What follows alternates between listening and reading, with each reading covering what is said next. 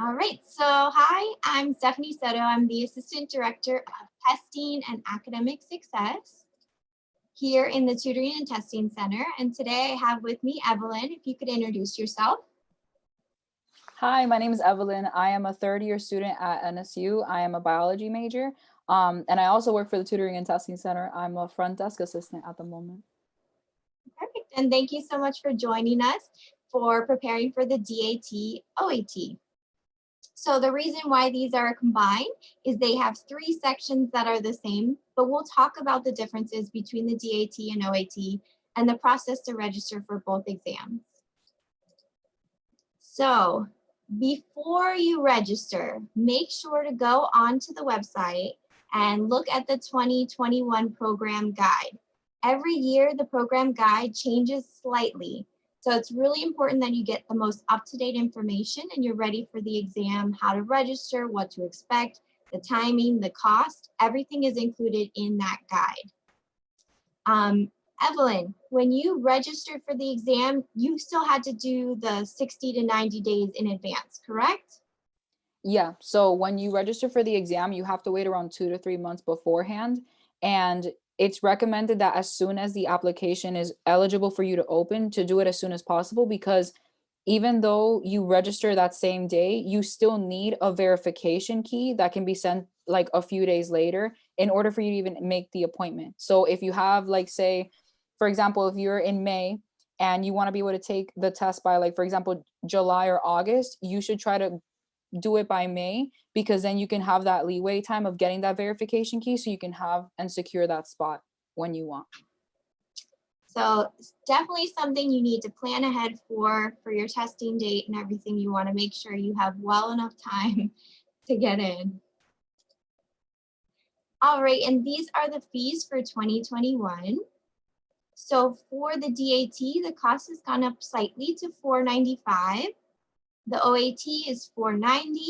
And then there's additional fees if you change around your testing date, or if you need to send a score report afterwards to a school that you didn't have on your application.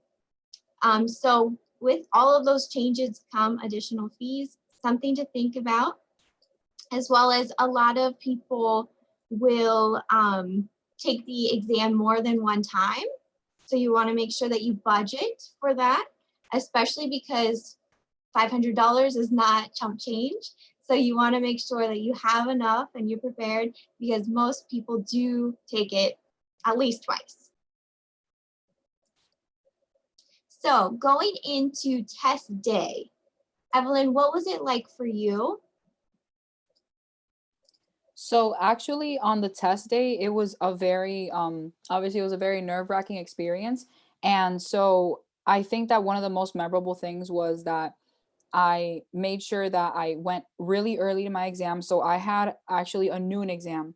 And so I went in at around 11:15, 11:30.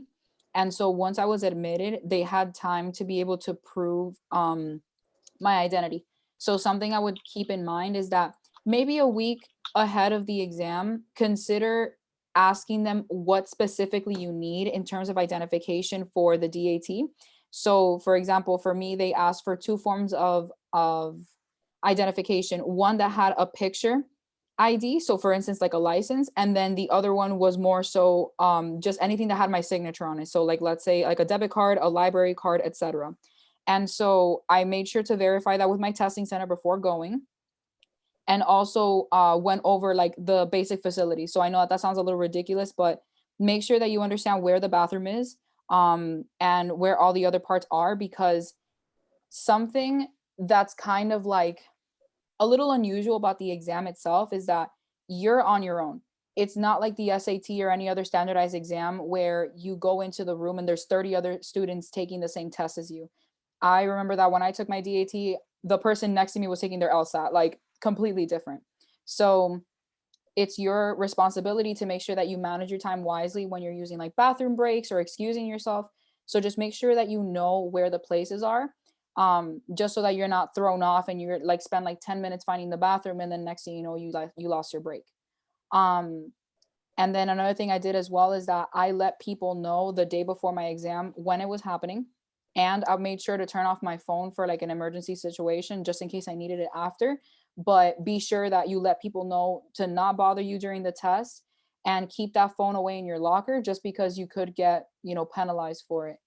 Um, and other than that, I mean, I feel like the experience was pretty welcoming when I went into the testing center. They understand the stress that you're under. And so I felt really supported and really helped. And I think that being prepared also helped because I didn't feel like I was thrown any curveballs or anything came out of left field. And overall, it was an enjoyable experience despite how nerve-wracking it could be. So being prepared is really, really important. Just kind of having an idea of what to expect, but make sure you have all of your items ready that night before. So when you go into the exam, you're not rushing around trying to find your driver's license or trying to find a snack that you can bring. Make sure that you pack an outfit or you set out an outfit for yourself that can adapt to different temperatures because a lot of testing rooms are really cold, but you just want to make sure you're prepared for everything. You don't want that to be a distraction for yourself. Yeah, and also consider calling the testing center as well. The one that I went to the one in Miami, which is like near Doral. So I kind of did like some research and I realized that that specific testing center was near an airport. And so I wasn't sure if the flights and the sounds of airplanes would like interfere with my exam. So I called in advance and asked if I was allowed to bring those rubber stoppers for your ears. So consider asking for that, just because the environment might throw you off a little bit and whatnot. And the other thing I would say as well is when you schedule your appointment, make sure that you go to the place convenient to you, but try to stray away from Google reviews because I remember that when I scheduled my appointment at the Miami location, there were so many like polarizing reviews. You'll see so many mixed things that are oftentimes our students that are biased based on how they did on the exam. So, some people might have gone to the testing center and done really well on the exam and they said, oh yeah, without incident, everyone was great. But then, maybe someone didn't do as well as they wanted to and they tried to like, I guess, undermine the location saying like, oh, it was loud or like the service was horrible. So kind of take those comments with a grain of salt and more so schedule your appointment in terms of proximity and just overall, convenience for you in order for you to get there on time. Mhm. If you receive any testing accommodations, they will work with you to make sure that you will receive anything the ADA is approved. So that testing accommodation request form does take time. So if you need accommodations, start even earlier because you need to get everything approved before you can then start the process to get the regular testing date approval. All right, so we'll jump right into the test structure. So the DAT, it's a 5-hour exam, so it's very lengthy. You have 90 minutes of the survey of natural sciences, so your sciences. You have the perceptual ability test for 60 minutes, then a break for 30. You have the reading comprehension for 60, quantitative reasoning or your math for 45, and then they have a little ending screens that you have to go through. So it is quite a lengthy exam. Evelyn, what did you do during that scheduled break time? So what I did was that I made sure that I had at least a protein bar and some water. So, excuse me. So like I mentioned before, normally the procedures that happen within the testing center locations is that once you reach the timer, like I mentioned before, everyone goes at their own pace.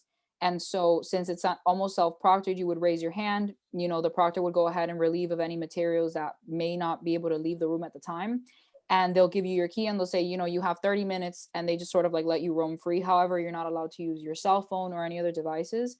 So I stepped out. Um, Due to COVID guidelines, they didn't allow us to eat within the building. So I had to go down 3 floors outside into like the parking lot to be able to eat and then come back in. So just make sure that you ask that ahead of time. And then I just sort of cleared my head and just thought about like the fact that the first half was over, which is normally for the DAT at least, and from what I'm noticing from the OAT as well, it's the worst part. It's, I guess, like the most mentally challenging one. And so once you reach in, you just sort of say, you know what, I'm halfway done, I got this, and you just keep going. Mhm. Definitely use it as a time to reset, not to dwell on what you just did. So it's a time to just take a break, a mental break, take a snack, and then go back into the exam with a clear head.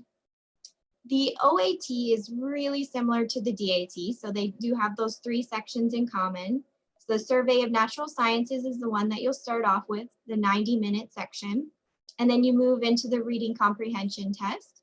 It also has a 30-minute break, and then it moves, instead of perceptual ability, it does the physics, because optometry is a lot of physics and vision science.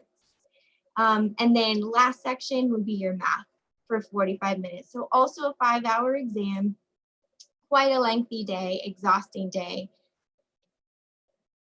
So jumping right into the first section of both exams, Survey of Natural Science.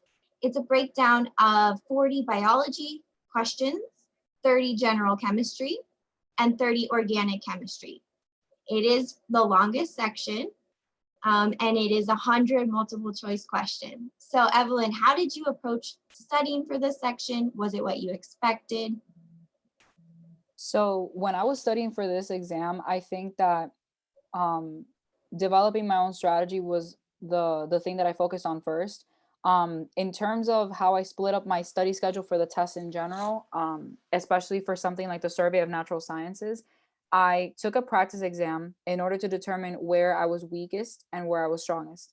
And so from there, what I did was that I focused half of my study time. So I was supposed to have studied 2 months for the DAT, but unfortunately I got sick with COVID. So my study time got cut in half. So I technically had a month to study.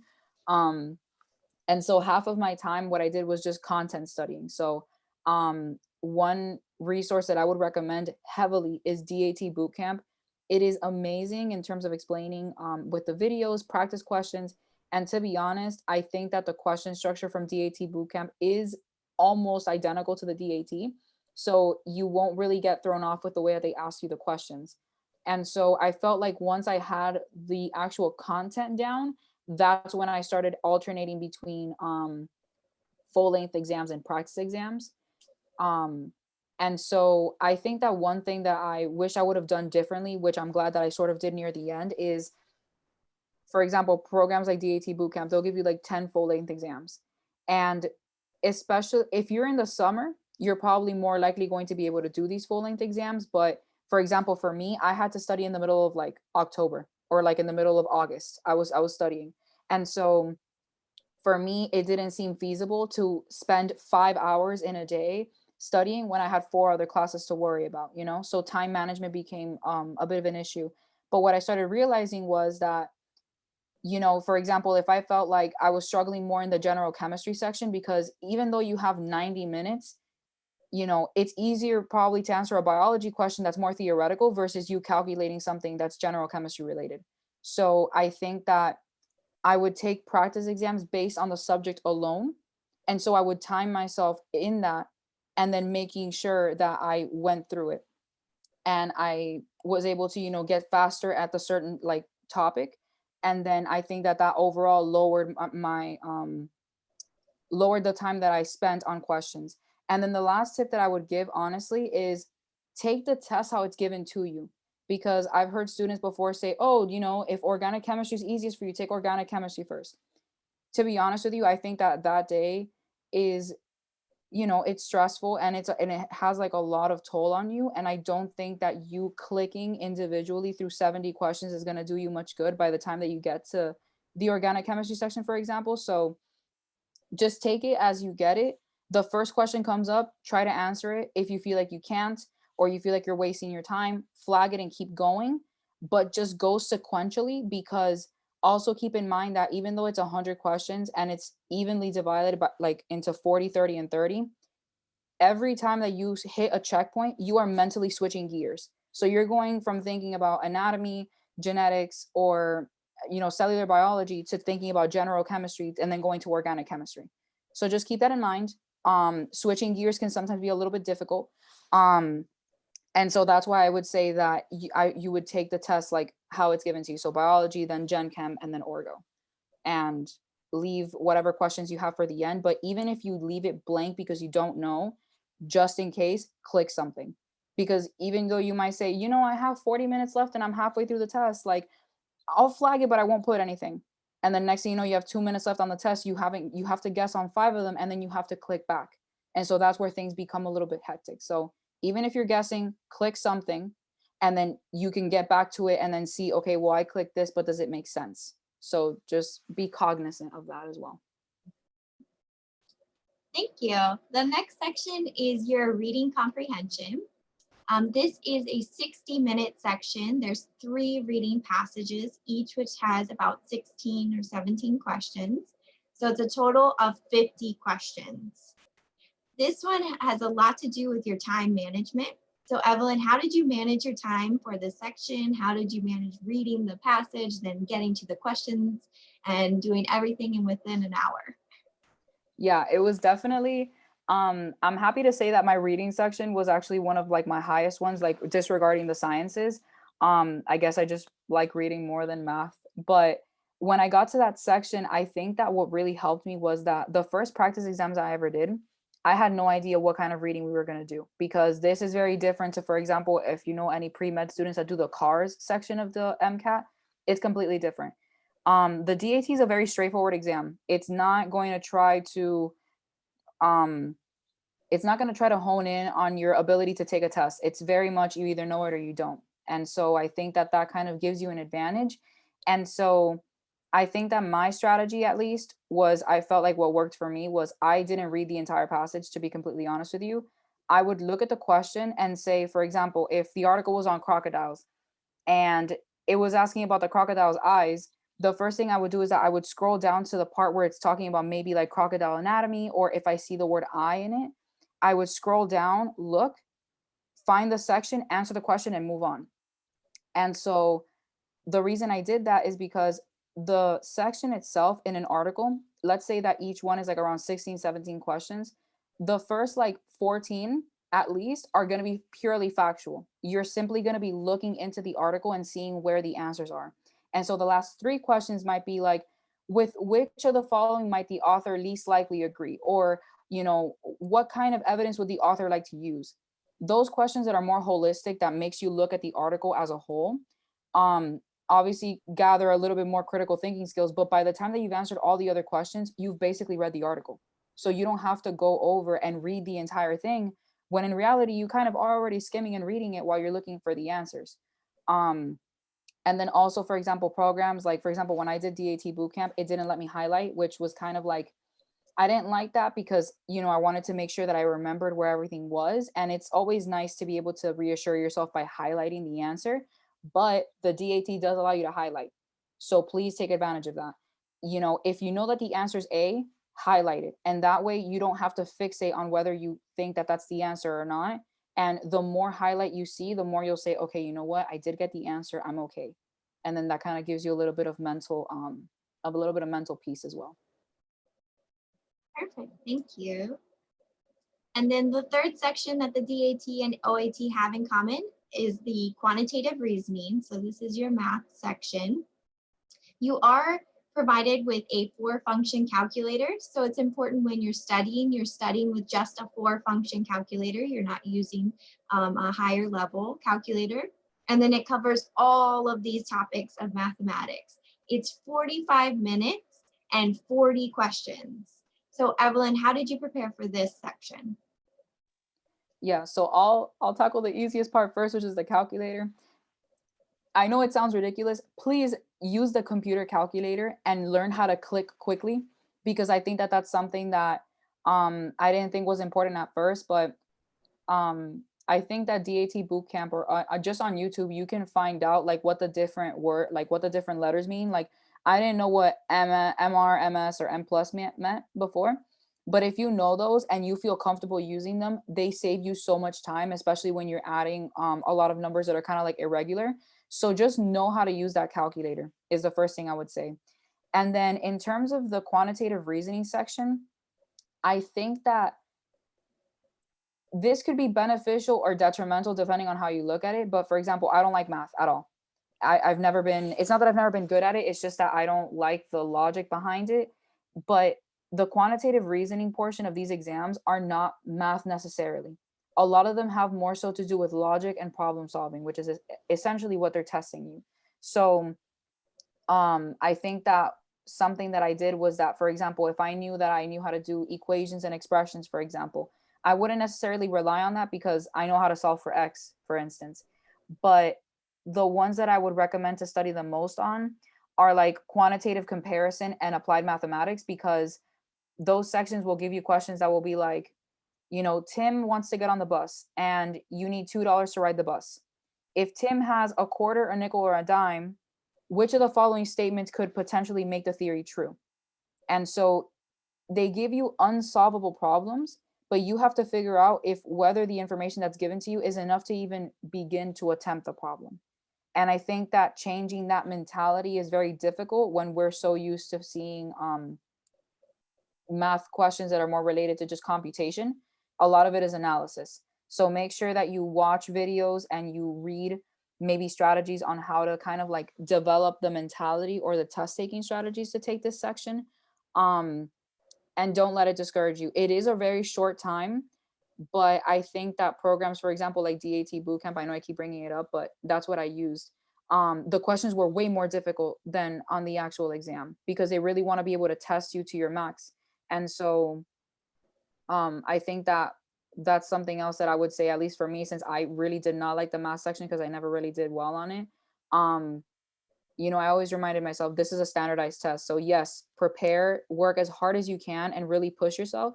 But at the end of the day, the bell curve is going to have to be shifted for everyone to be able to take it fairly. So maybe if you don't feel like you're doing as well on practice exams, don't be discouraged. Just like I said, try to develop that mentality. And I think that that would be the most beneficial. Mhm. All right, so the second section in the DAT is called perceptual ability. It's kind of a logic section, has a little game feel, I guess. It's designed to test your spatial visualization skills.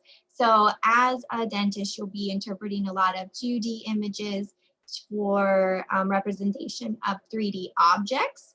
So reading x-rays or dealing with casts and fillings. So they basically split it up into 6 subtests, which are these 6 listed here. You have 60 minutes to answer 90 questions. And each of these 6 categories has 15 questions.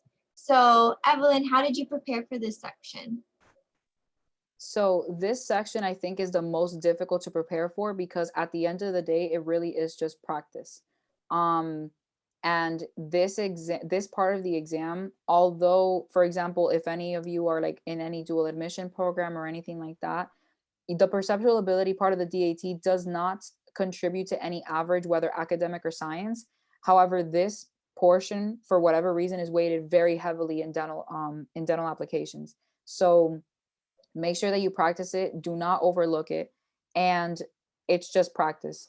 I think that you can find certain strategies, I think that would help. And for me, the DAT bootcamp videos were definitely what helped me the most. But it's again, developing that mentality. We've never been, at least before I took the DAT, I had never had test questions even remotely similar to that. And if you do not learn how the test works, you're not going to do well. And there's different strategies that each thing comes with. Like, for example, for the cube counting section, they'll give you like a tower of cubes and they'll ask you how many cubes have a certain number of faces painted. Rather than counting the certain number of faces, they recommend that you go cube by cube, layer by layer, and count, and then sort of tally how many there are. Because, for example, for one tower, you might get 4 questions. And so if you've already divided each cube and say, okay, well, this many cube have 3 faces, this many has 5, this many has 0, then at that point, you're better able to answer the questions more quickly versus you answering it question by question. Or, things that might be a little bit more difficult, like angle discrimination. They'll give you 4 angles and you'll have anywhere between 1 degree to 6 degree differences. And so I think that, with the amount of time that you have, you don't have much time to fixate. So maybe strategies such as, darting your eyes back and forth, or there's this theory called like the parking theory, where people try to like imagine one angle fitting into the other. And then if it fits or not, that's kind of like the rule to see which is bigger. And strategies like that are the ones that would, you know, I think help you the most. But you know, I'm pretty sure that most DAT books and like DAT bootcamp and stuff like that give you strategies that will really help you be like successful for that. Absolutely. So not only in the books, but continue to look up other videos, because students that have taken the exam will create videos of different strategies.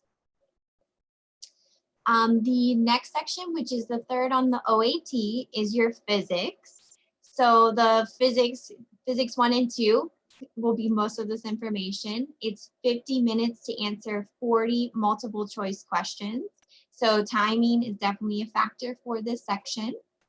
And though you can use the MCAT physics prep material, the OAT physics is not identical to the MCAT, so make sure that you are finding practice questions that are specific to the OAT. All right, so jumping into scoring. After your exam is complete, you'll receive an unofficial score report right away. The official scores take some time to get to you, but once you receive them, all of the scores listed on your application will also receive them at the same time.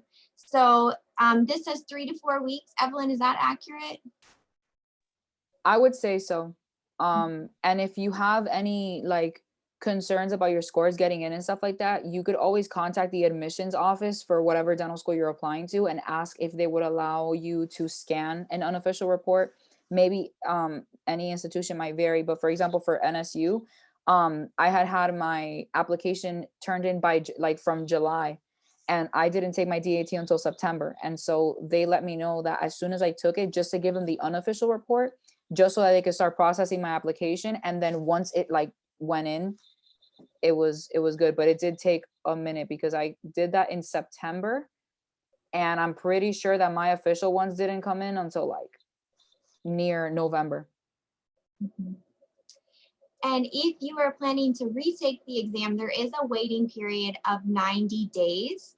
So that is definitely something to consider. If you have a deadline of, you need to get it in by August, then make sure you have enough time to take the exam twice, with that 90-day, 3-month waiting period in between.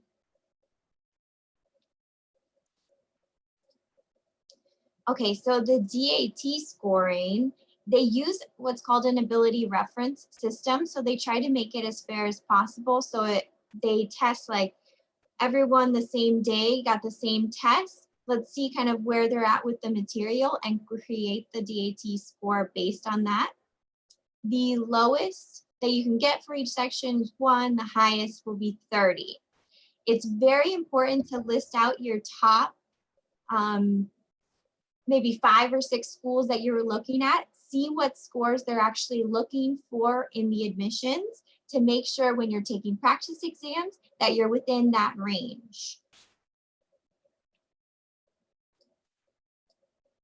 And then you'll receive 8 standard scores on the DAT report. So you will receive what you got out of the biology, general chemistry, organic chemistry, quantitative reasoning section, the reading comprehension, perceptual ability, but also a total science score, which would be that whole 90-minute section, as well as the academic average, which is everything except for the perceptual ability section, which I think Evelyn mentioned. Yeah, and just one quick note about that I encountered when I did my DAT. So, a lot of us when we're studying for exams like this, we want to look at numbers, and that's great. That's fine because that gives you a general indication of how you're doing on the exam. But for example, I would catch myself looking for the academic average, which is the raw score of all 5 sections, minus the PAT. But the total science score is something that is based on the curve, like Stephanie mentioned, of the test that day. So do not take the average of the orgo, gen chem, and biology sections. That's not indicative of what you're getting. And tables that are online and whatnot are from previous exams that might be a higher or lower difficulty than what you're doing. So rather than focusing on your total science average, make sure that you try to strengthen your scores as much as possible. So maybe that score kind of try to stray away from fixating on it. But the one thing I have heard say about the DAT is that normally, and from what I've seen as well, the total science score is never really lower than your lowest score in sciences. So if you want to give yourself a general guide, say you got like a 17 in biology, a 20 in gen chem, and an 18 in orgo, your total science score should not be lower than a 17. So maybe go by your lowest score, and then maybe that could give you a gauge as to what you might receive on that day.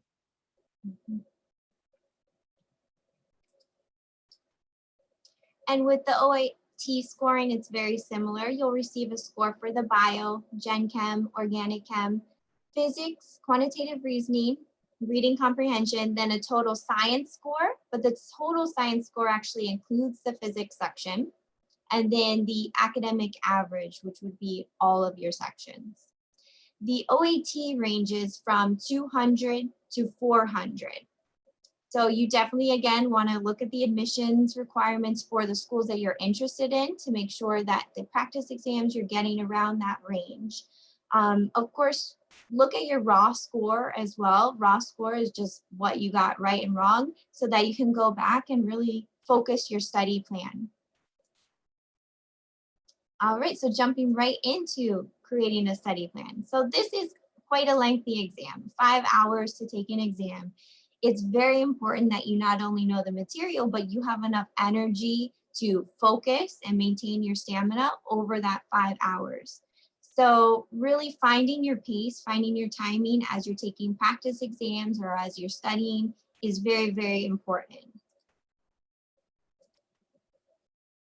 When you're thinking about when you can fit this in your schedule, I know you are balancing probably classes, clubs and organizations, maybe sororities, labs. Everything right now is very, very busy. So make sure that you map out what your weekly schedule will look like and actually block off times that you want to focus on DAT, OAT studying. So if I know I'm free Monday morning, I know every Monday morning I'm going to devote time to studying for this exam. I highly recommend to set up an academic success coaching appointment. So you'll set it up through Navigate and select the Tutoring and Testing Center, and then you'll see an option that says coaching appointment. They can help you create that weekly schedule. Having somebody, a third person, kind of look at your schedule and go over it with you will help you kind of think of things you've missed or other considerations that you might want to include on your weekly schedule. So highly recommend to do that. And then make sure that you're setting goals for yourself. So you want to make sure they're realistic, that they're specific goals for this test preparation because it is a big exam. You want to make sure you have something written out that you can accomplish in order for test preparation. Test anxiety is a big part of taking one of these pre-professional exams. So if you wanted to go over tips and tricks to just kind of maybe do some coping mechanisms for test day, academic success coaches can help with that, as well as the overall finding balance and organization while you're taking classes, while you're still have all these other obligations while you're preparing for the exam. Academic success coaching can help with that as well. When you are creating a study plan, it's very important that you're creating goals for your time that you're devoting to studying. So you don't want to just say, I'm studying for the DAT on Thursday and not have a plan of what you're actually doing. So make sure you map out your time. So if I know on Monday I have 4 hours, I'm going to map out exactly what I need to do during that time. So when the 4 hours start, I'm actually studying. I'm not looking up to kind of see what I need to do. So I know I'm going to read this section from my study guide. I'm going to watch these videos. I'm going to practice these questions. I'm going to find flashcards to do the next day or find practice questions for the next day. So really important to use your time for studying when you are studying. There's a lot of different study strategies. One that I would recommend is chunking. So within the program guide, they actually break down all of the topics that are within each section. Use that as your set, as you're studying, to make sure that you are approaching each topic within each section, that you're kind of using it as a checklist. Going through, so in the quantitative reasoning, it'll say all of the different items, or within biology, it'll say all the main topics. And you know that you have a good idea of what you need to focus your time on. Make sure you switch up between the subjects. So don't just spend a whole week on biology. Switch it up, try to do some reading, try to do some math, make sure you do organic chemistry, and that you're switching up your subjects so you're more well-rounded for test day. Capitalize on your learning style. So if you are a visual learner, try drawing out things, try looking for infographics, try looking for images that you can use. If you're auditory, record yourself maybe studying or going over something. Find lectures or videos online that go over those concepts. If you are reading, writing, find textbooks, additional reading materials, rewrite your notes. And then kinesthetic, find a partner to work with. Use flashcards or create practice quizzes. Even though you should capitalize on your learning style, you should be kind of doing a combination of all 4 items to kind of get a well-rounded prep. Find your best time to study, very important. If you are a morning person, make sure you utilize that time, especially if you're learning new concepts. For test day, Evelyn, do they all start at the same time right now?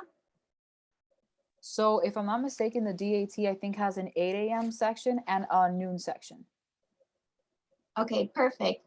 So if you can, if you're more of an afternoon person, maybe try for that 12 p.m. test time. Or if you're a morning person, but then also make sure you're studying during that time so you're kind of in the mindset of studying. Really, the best way to move anything from short-term memory to long-term memory is repetition and review. So make sure you're going back again and again to topics and really solidifying that information. And you're doing frequent quizzing. So the Leitner boxes, it's kind of like the Anki system. So it's just a method of organizing your flashcards where if you're getting something wrong, you're approaching it more often. If you're getting something right on your flashcards, maybe you look at it less often. So the Anki, the online flashcard system, does the exact same thing. And Quizlet does something similar as well. So if you get it wrong, it brings it up more often for you. And then start looking into, if you're learning new materials, finding those resources. So there's a lot of free study resources. They offer a reference textbook list on the website. I think it's separate from the program guide, but it's listed on the website in a similar place. You can use that as well as your own class textbooks and notes. So taking organic chemistry, look through your old notes, look through your textbooks. It's really a good guide, especially if you're relearning some of the concepts that you learned a year ago or a couple years ago. The Alvin Sherman Library has a lot of great resources. There's a lot online, as well as the Khan Academy. If you are learning anything science, math, they have some really great videos that can break down those concepts and have practice questions that are associated. The Tutoring and Testing Center has a lending library. So if you'd like to check out one of these study guides, these are the ones that we currently have. You can check it out for a 2-week time period. So let's say maybe you're using the DAT bootcamp, but you want extra practice. You can check out maybe one of our Kaplan books or one of the Princeton Review books just for the practice questions, just to get additional practice. All right, so taking practice exams. Evelyn, how many practice exams did you take? So if I was given, I had 10 of them, and I think that full length, the way I divided myself was that I did 5 from beginning to end, like sciences, quantitative reasoning, all of that. And then the last 5, since it was closer to test day, since I knew that I had my timing under control, I would do them isolated. So I would make sure that I would only focus on certain parts at a time. So I would say like 50-50. So perfect, yeah. So you did mention that you took one kind of early in your study as kind of a diagnostic test. I highly recommend to do that within your first 2 weeks of kind of starting to study, because it's really the best way to gauge where you're at with the material and to create a more effective study plan. So as well as just get familiar with what do the questions actually look like and what do I really need to focus on. We do offer just like the mock exam experience in the testing center. So if you want to use one of your practice exams that you have and actually take it in the testing center, we highly recommend it. You just kind of get more of that experience. We give you a locker. You can take it in the lab or take it in a private room. You'll be able to lock up your phone and just have no distractions and kind of take that 5-hour length exam. So if you wanted to do that later in your study as you get closer to the exam, again, highly recommend. Most test prep companies offer a free online exam. So this is especially great for that diagnostic exam. So maybe you wanted to save the ones that come with your own study guide and take one of these free ones early on. It'll give you an idea of what to expect. One thing Evelyn mentioned, answer every question. That's really important. And you can flag the question to come back later, but make sure you at least have an answer there. You don't get penalized for having an answer. Understanding what the question is asking is really a huge part of the exam. So don't rush through those question stems. Make sure you're actually reading the question before looking at the answers, because not all true answers are correct. It needs to make sure you're answering the initial question. You can tackle the questions in the order you want. So if something you're unsure about, go ahead, just put an answer, flag it, and come back later when you actually have time to focus on it, because you really want to go towards the questions that you're most confident about. And do those first. And then make sure you keep track of the questions that you guessed on this system. Is it easy to mark to flag it, Evelyn?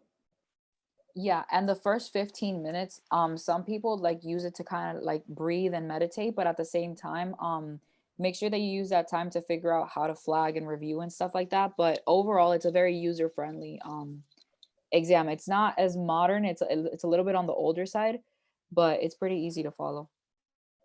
Perfect. And then make sure you're using the process of elimination when you are guessing on those questions. So at least if you can mark off a couple, maybe you have a higher chance to get it right. You can take notes during the exam, correct, Evelyn? They didn't change that because of COVID, right? Yeah, no, and then it's even better now because that was something I was gonna mention. So before they would give you a laminate, so like the little oh my god, I forgot what they're called, but they're like the pouches that you put in the binders that you put paper in. So they would give you that with like grid paper, and they would give you permanent marker. And so you would have to like write on them, and most of the time they would be like gunky and like used up. But now they fully give you like a pen and then yellow paper. And if you want more, you just raise your hand, they relieve the paper, and then you keep going. Oh, that's perfect. Yeah. So taking notes can really help you visualize your answers. So even if it's just writing down a vocab word or writing down maybe something that you remember as a memory cue towards the question, it can really help you kind of visualize your answer, as well as like for the mathematics section or for the physics section, you're going to need to work out stuff on paper. So having that there is very important. Make sure as you're getting closer to the exam that you're not forsaking self-care. So you're eating well-balanced meals, you're getting enough sleep. So they recommend 7 to 9 hours each night. Make sure that you're actually getting 7 to 9 hours each night. It's really important for memory retention. So make sure it's a priority. Try to have at least one day off a week where you don't focus on the exam, where you focus on just enjoying life, especially the couple weeks leading up to the exam. It's going to feel overwhelming, like you don't have time to do this, but it's very important in order to relax and recharge and go in on game day. And then at the start of studying, for every 50 to 60 minutes, try to plan a little break where you get up and move around. As you continue to get closer to the exam, that time, the 50 to 60, will get a little bit longer and longer and longer and longer. That's how you build up your endurance, and that's how you'll be able to sit for that full 5-hour exam. Your mindset is really important. So your attitude towards the exam will make a difference on how you perform on the exam. So this is just kind of a way that you can change that negative self-talk into positive thinking. So sometimes it's easy to say, like, I have no time for this. Instead, try to say, I wasn't able to do it now, but I'm going to re-examine my priorities. I'm going to figure it out tomorrow. Or instead of saying, I'm not going to get any better at this, try, you know what, I'm going to sleep on it. Tomorrow, I'm going to try it again and it'll go better. When you have a state of mind that's generally optimistic, you're better able to handle stress.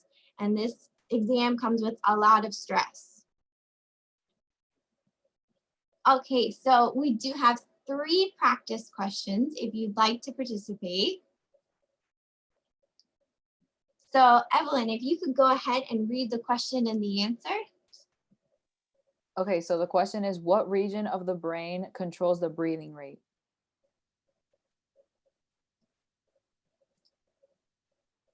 And then let's see if we'll have participation.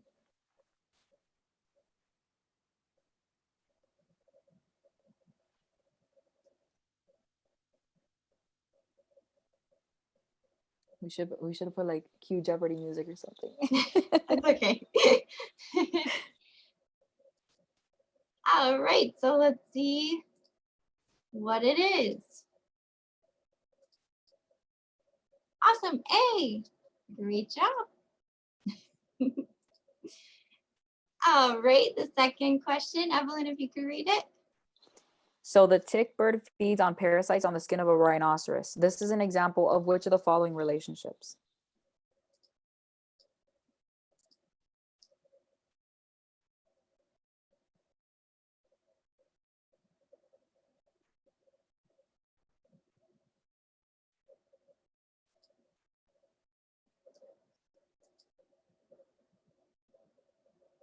All right, let's see if this is correct. D, mutualism. Perfect. Good job. And then Evelyn, if you could read the third one. The retina of the eye is a derivative of the...